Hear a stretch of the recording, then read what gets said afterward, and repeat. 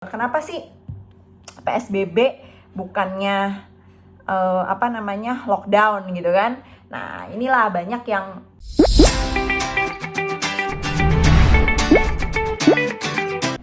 Hai guys, welcome back to the channel. Nah, di kali ini aku berdoa untuk kalian semua, untuk kita semua, semoga tetap sehat, jaga kebersihan, jaga kesehatan supaya tidak tertular dan juga menularkan virus corona, dan berharap semoga ini secepatnya berlalu, cepat selesai dan kita bisa kembali normal lagi. Nah, di video kali ini aku pengen bahas soal PSBB, kebijakan pemerintah pusat dan pemerintah daerah, juga update-update-nya tentang corona, dan it's just a discussion buat kita semua supaya semuanya kan pada nanya ini kapan sih bakal berakhir. Nah, faktor-faktornya apa yang bisa bikin ini cepat berakhir. Oke, first untuk update corona ini di April minggu kedua ya. Jadi memang udah jutaan orang di dunia yang terinfeksi. Ini datanya di 9 April ada 1,52 juta. Nah, ini kalau tayangnya setelah 9 April mungkin sudah lebih juga atau bahkan berkurang, mudah-mudahan berkurang. Kalau di Indonesia sendiri hari ini sudah ada 3.000 lebih, dan juga yang meninggal sudah ratusan, tapi memang yang sembuh juga berangsur banyak dan bertambah gitu ya. Tapi memang bagaimanapun kita faktanya adalah kita melihat dari data bahwa itu dari kasus 2 Maret pertama sampai sekarang ini di minggu kedua April it's going up, jadi tetap masih bertambah dan berarti penyebaran itu masih ada, terutama yang paling banyak adalah di Jakarta. So, kedua adalah soal PSBB.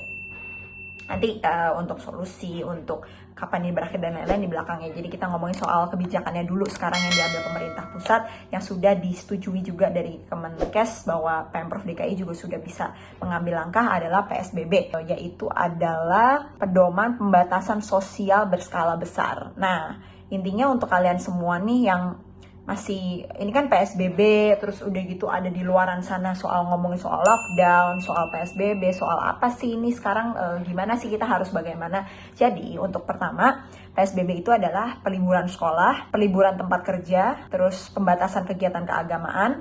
Jadi kita semua melakukan sekolah, kerja, keagamaan itu di rumah. Terus pembatasan giat di tempat atau fasilitas umum. Nah, terus udah gitu juga kegiatan sosial dan budaya maupun politik, dan pembatasan moda transportasi. Serta untuk PSBB ini yang dikecualikan hanya untuk yang bahan makanan, bahan pokok, obat-obatan, fasilitas kesehatan, dan juga fasilitas pertahanan maupun pokok-pokok seperti listrik, air, dan lain-lain. Jadi kantor-kantor misalnya listrik, air, terus pemerintahan sebagian juga masih berjalan, tapi tetap dengan ada SOP-SOP tertentu, di mana kalau di DKI Jakarta contohnya tidak boleh lebih dari 5 orang yang berkerumun. Jadi misalnya ada rapat pun kayak aku nih di DPRD, pemerintah harus tetap berjalan. Jadi pimpinan ada beberapa sama perwakilan eksekutif, tapi anggotanya pakai Zoom gitu. Jadi by online virtual meeting. Nah, jadi kalau dibilang ini apa nih yang bakal berubah nih dari kita gitu kan. Oh, ada tambahan juga dari maklumat Kapolri-nya, di mana tidak boleh ada yang namanya kumpul-kumpul, tidak boleh penimbunan kebutuhan pokok, kayak misalnya beras apa segala macam, itu nggak boleh nimbun karena ada sanksi dan juga hukum pidananya, dan nggak boleh terpengaruh sama yang namanya hoax. Nah, setelah diperlakukan PSBB ini, jadi kan masyarakat setelah actually dari tanggal 15 sampai 10 April ini kira-kira sudah 3-4 minggu itu sudah memperlakukan itu dan sudah mulai menyesuaikan diri. Nah, dari situ baru ada keluar PSBB ini, yaitu pembatasan sosial berskala besar, di mana kalau ada yang melanggar itu ada hukumnya, seperti itu. Jadi ada sanksi, dan juga untuk pemerintah juga menyiapkan untuk yang namanya bukan reward ya jatuhnya, jadi kayak bantuan sosial. Nah, kemarin itu kan ini tanggal berapa nih kemarin nih, tanggal 30 Maret atau 31 Maret kemarin itu Pak Jokowi mengumumkan, Presiden mengumumkan bahwa ada yang namanya Undang-Undang Karantina Kesehatan. Itu Undang-Undang Nomor 6 Tahun 2018, di mana di situ ada pilihannya itu adalah salah satunya adalah penetapan darurat kesehatan masyarakat, terus juga ada PSBB. Nah, PSBB ini yang diberlakukan sekarang ini Tapi dibarengi dengan pada saat itu langsung diumumkan 405,1 triliun untuk bantuan sosial, termasuk 75 triliun untuk kesehatan, 110 triliun untuk perlindungan sosial. Jadi ada sembako, listriknya kan digratisin untuk yang masyarakat yang membutuhkan, berapa voltnya nanti bisa dicek di berita. Terus udah gitu ada yang didiskonin juga, ada penambahan untuk prakerja, PKH, insentif rumah, dan juga sembako untuk bantuan langsung. 70 triliun untuk insentif pajak dan stimulus kredit. Jadi ada beberapa pengusaha UMKM, terus udah gitu Gojek, pokoknya ojek online dan orang-orang yang menengah ke bawah itu kreditnya dimundurkan, bunganya dan pajaknya dan lain-lain itu ada pengaturannya, intinya adalah meringankan beban. Dan 150 triliun untuk pemulihan ekonomi. Jadi ada restruktur kredit, UMKM kredit, stimulus debitur dan lain-lain. Nah, disitulah disampaikan bahwa juga ini kan banyak yang bilang bahwa kenapa sih PSBB bukannya lockdown gitu kan. Nah, inilah banyak yang berpikir bahwa it's that simple untuk mengeluarkan kebijakan untuk seluruh rakyat Indonesia. Sedangkan nggak semudah itu karena Indonesia itu punya geografis yang berbeda, terus udah gitu habitnya juga beda, terus banyaknya penduduknya beda dan lain-lain. Jadi tidak bisa disamakan dengan negara lain yang tiba-tiba bisa ngeluarin kebijakan lockdown. Dan kalau diketik lockdown di beberapa tempat, itu misalnya lockdown di Italia, lockdown di India, coba ketik di Google, itu efeknya banyak efek buruknya juga seperti kerusuhan dan lain-lain. Karena merekanya gak mau, terus bahan makanan yang belum cukup dan lain-lain, mereka sudah lockdown dan akhirnya menimbulkan masalah baru. Intinya kebijakan itu kan memang kita semua ini panik gitu ya, tapi kebijakan pemerintah itu nggak boleh panic policy, di mana harus ada yang namanya kebijakan yang memang adil untuk seluruh masyarakat dan juga yang memang untuk menyelamatkan seluruh masyarakat. Jadi contoh ya, misalnya kayak kemarin nih banyak yang mendesak lockdown gitu kan. Aku cuma simpelnya bilang gini, kalau seluruh rakyat Indonesia punya tabungan 10 juta sampai 20 juta di rekeningnya, tapi seluruh rakyat Indonesia, maybe it's a yes untuk lockdown. Dan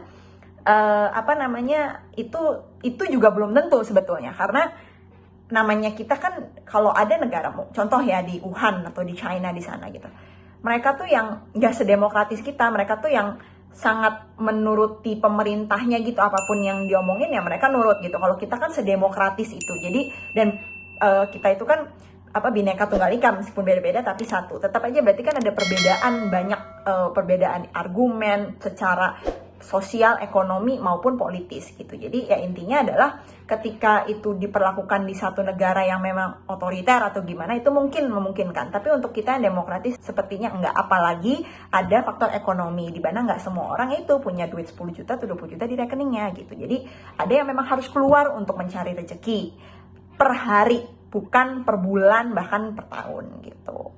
Banyak banget yang terdampak secara ekonomi, secara sosial gitu. Makanya that's why dari awal pertimbangannya adalah yaitu dua aspek kehidupannya itu sekarang adalah kesehatan untuk masyarakat supaya nggak kena corona, tapi kesehatan satunya juga supaya orang ini nggak kelaparan juga gitu. Jadi dari awal kalau misalnya tiba-tiba abisin gitu ya, semua orang nggak boleh keluar apa segala macam, gimana para ojol, gimana para buruh yang makannya dari tiap hari PKH, pekerja harian lah pokoknya gitu, bagaimana mereka makan gitu. Nah itu kan yang harus dipikirin.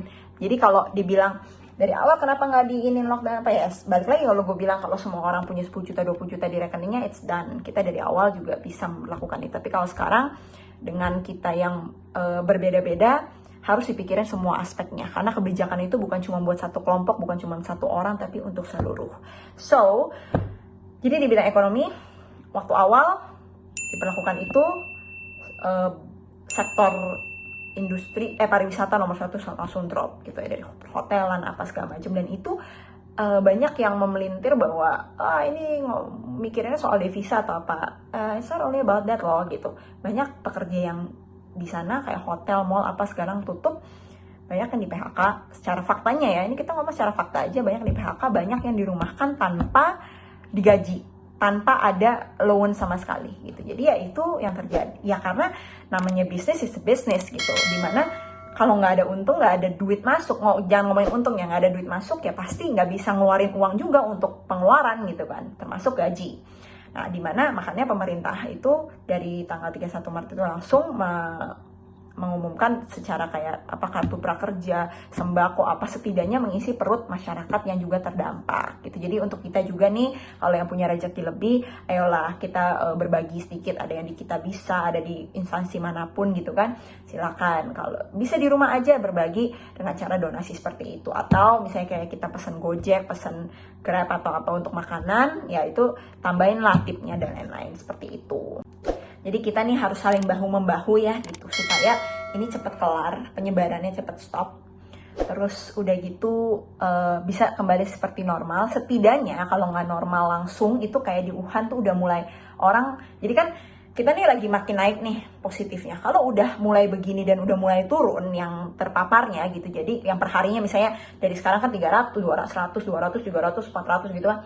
Nah kalau udah mulai turun gitu kan, perharinya positifnya tinggal cuma nambahnya 2, nambahnya 3, itu sudah mulai bisa beraktivitas setidaknya. Jadi yang si PSBB ini mungkin sudah mulai, misalnya ada yang sebagian sudah mulai bisa bekerja tapi tetap dengan social distancing. Kayak ada kan di meme-meme itu yang mereka makan tapi berjarak-jarak gitu. Jadi udah mulai bisa seperti itu, dan mulai kita sudah menata lagi sampai akhirnya virus itu betul-betul hilang gitu ya. Mungkin paling cepetnya kita berdoa banget nih ada vaksin atau obat, it's going to be like done gitu. Tapi ya itu kan kita ngomongin worst case ya gitu. Makanya ini yang gue mau bahas adalah gimana sih caranya ini secepat mungkin dan sampai kapan gitu kan.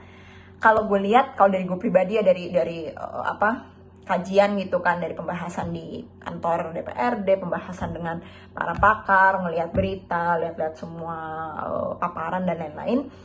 Well, kalau kita betul-betul bisa sama-sama bersatu, ya betul-betul sama-sama paham dan peduli untuk benar-benar bisa sama-sama bersatu melawan virus corona ini, it's gonna be like fast. Mungkin Mei, mungkin Juni, itu yang gue bilang, mungkin nggak langsung normal, tapi pelan-pelan sudah itunya udah turun dan kita udah mulai bisa menata lagi gitu. Kayak misalnya kantor yang tadinya tutup, memang pegawainya 100 semua dirumahkan gitu. Mulai pelan-pelan bisa kayak 10 orang yang masuk, nanti lama-lama 20 apa kayak gitu. Terus misalnya makan di mall atau di mana gitu, sekarang kan udah bener-bener tutup gitu. Nanti mulai yang kayak di food court satu meja cuma buat 1 atau 2 orang kayak gitu. Jadi ya hopefully gitu, itu bisa terjadi dalam waktu dekat ya. Jadi kalau memang pengen cepet, yuk kita sama-sama bahu-membahu, tetap berdoa, saling berbagi, tetap di rumah aja. Kalaupun harus keluar, sadar mulai sekarang tuh banyak orang yang kena itu adalah orang-orang yang meremehkan ya. Jadi sadar, keluar itu pakai masker, itu sudah harus, pakai sarung tangan, tutup kulit semua. Mau dibilang orang aneh, biarin. Karena apa? Karena itu melindungi kamu dan juga keluarga kalian ya. Jadi misalnya kayak harus keluar apa segala macam, tutup aja pakai jaket, tutup pakai sarung tangan, pakai kaos kaki, pakai apa, di sininya pakai kapucong apa segala macam, pakai masker, pakai kacamata atau apa segala macam, jadi matanya doang yang kelihatan. Intinya adalah lindungi diri sendiri dan keluarga, dan lindungi banyak orang. Karena kita itu kalau dalam menghadapi ini bukan hanya potensi tertular, tapi juga potensi menularkan. So, ya berdoa semoga ini cepat selesai. Jadi intinya PSBB ini tolong diindahkan dan dilaksanakan, karena kalau enggak juga ada sanksi pidana dan juga ada sanksi uangnya. Jadi kalau ini cepat berlalu, kita bisa balik lagi seperti semula. Oke? Stay safe di rumah aja, jangan konyol. Jangan jadi orang yang bego, masih nongkrong, masih asik-asik di luar. Jangan dengan kebodohan kita yang nggak ada artinya untuk kesenangan-kesenangan aja bisa menjadi celaka bagi orang lain. Itu aja. Oke? Stay safe. Dah.